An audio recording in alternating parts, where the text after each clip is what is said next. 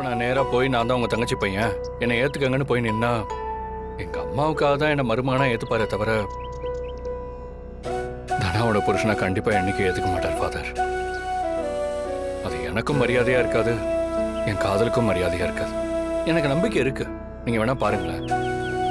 இதுக்கப்புறம் நான் என் வாழ்க்கையில் முன்னேறி என் தனாவுக்கு அவர் கொடுக்கணும்னு நினச்ச வாழ்க்கையை விட ஒரு படி மேலே நான் அவளுக்கு கொடுக்கணும். அப்போதான் ரகுராமோட மருமகன் கதிர் அப்படிங்கிறது போய் கதிரோட மாமா தான் ரகுராம அப்படிங்கிற பேர் எனக்கு வரும்.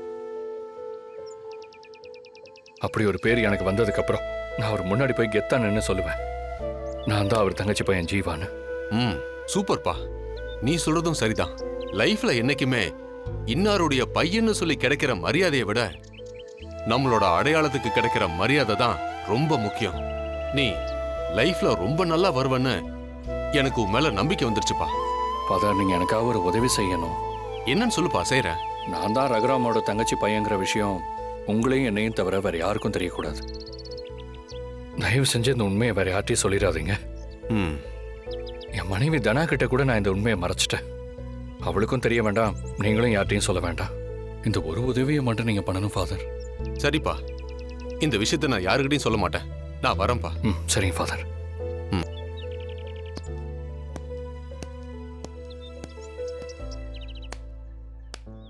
நீ சொல்றது கரெக்டு தான். நம்ம வீட்டு வாரிச நான் ஆசிரமத்துல விட்டிருக்க கூடாதுதான். ஆனா அந்த நேரத்துல நான் அப்பாவுக்கு பண்ணி கொடுத்த சத்தியத்தை காப்பாத்த எனக்கு வேற வழி தெரியல. அந்த குழந்தை நம்ம வீட்டுல வளரக்கூடாதுன்னு நான் நினைச்சேனே தவிர அது காணாம போகணும்னு நான் நினைக்கல. அப்படி நடந்த பிறகு ஒரு பெத்த தாய போல அதிகம் வேதனைப்பட்டது நான் தான். எத்தனையோ நாள் இத யார்கிட்டையும் சொல்ல முடியாம நான் அழுதுருக்கேன். என் தங்கச்சி அவ சாகிறதுக்கு முன்னாடி கடைசியா என்கிட்ட ஒப்படைச்சிட்டு போனது அந்த குழந்தையத்தான். ஆனா அந்த குழந்தைய கூட என்னால காப்பாற்ற முடியலன்னு ஒவ்வொரு நாளும் நான் எனக்குள்ளேயே நொந்திருக்கேன், வெற்றி தலை குனிஞ்சிருக்கேன். நீங்க சொல்றதெல்லாம் சரிதாங்க. ஆனா அந்த குழந்தைய பாவம் அப்படி விட்டுட்டு வந்தது சரியாங்க? தப்புதான். ஆனா நான் அப்பாவுக்கு செஞ்சு கொடுத்த சத்தியத்தை என்னால மீற முடியல. அந்த குழந்தைய நேர்ல பார்த்து கொஞ்சணும்னு எனக்கு ஆசை இருக்கும். ஆனா அது யாரோட குழந்தை, ரகுராம் எதுக்காக ஆசிரமத்துக்கு அடிக்கடி வந்துட்டு போறாரு, இப்படியெல்லாம் கேள்வி வந்தா அந்த குழந்தைய பத்தின உண்மை தெரிஞ்சா என் அப்பாவுக்கு நான் செஞ்சு கொடுத்த சத்தியத்தை மீறினதா ஆயிடும்.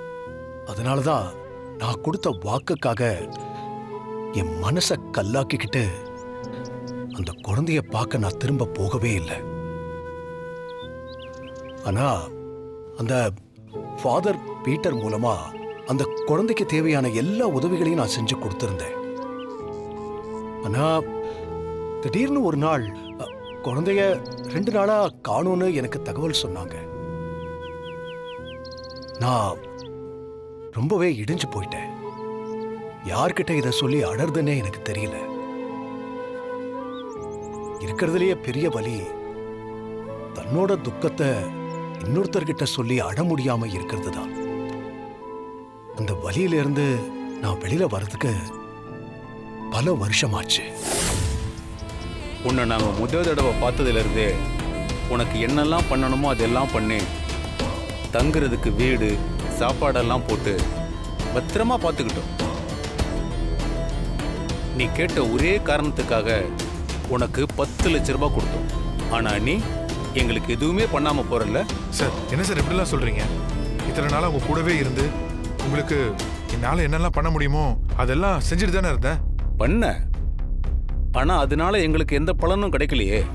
அதுக்கு நான் என்ன பண்ணணும்? அதனால அந்த 10 லட்ச ரூபாய திரும்ப கொடுத்துட்டு நீ கிளம்பு. என்னங்க கொடுத்த காசை திருப்பி கேட்குறீங்க? அதெல்லாம் நான் எப்போவோ செலவு பண்ணிட்டேனே.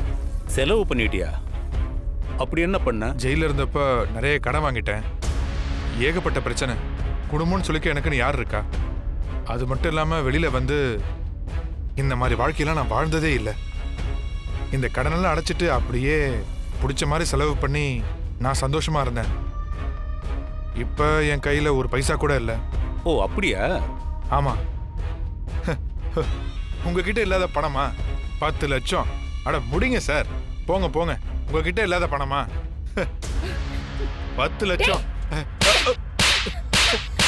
டேய் என்னடா எங்களை பார்த்தா ஜோக்கர் மாதிரி தெரியுதா? இருங்க ஓடிச்சனே வை. மேடம் மேடம் அடிக்க. என்ன கதிர், போட்டோ ஸ்டுடியோக்கு போயிட்டு வந்தாச்சா? போயிட்டு வந்துட்டேன். ஏய் உனக்கு என் மேல பாசமே இல்ல. என்னதான் நான் சொல்றேன்? பின்ன என்ன? போட்டோ ஸ்டுடியோக்கு போயிட்டு வந்தா உங்க அம்மாவோட போட்டோவை முதல்ல என்கிட்ட தானே காட்டணும். உங்க அம்மாவோட முகத்தை நீ பார்த்ததுல இருந்தே சரியில்லை. என்கிட்ட நீ முதல்ல காட்டல. அது வந்து என்ன அதே இதுன்னு இழுத்துக்கிட்டு இருக்க? முதல்ல என் மாமியாரோட முகத்தை காட்டு.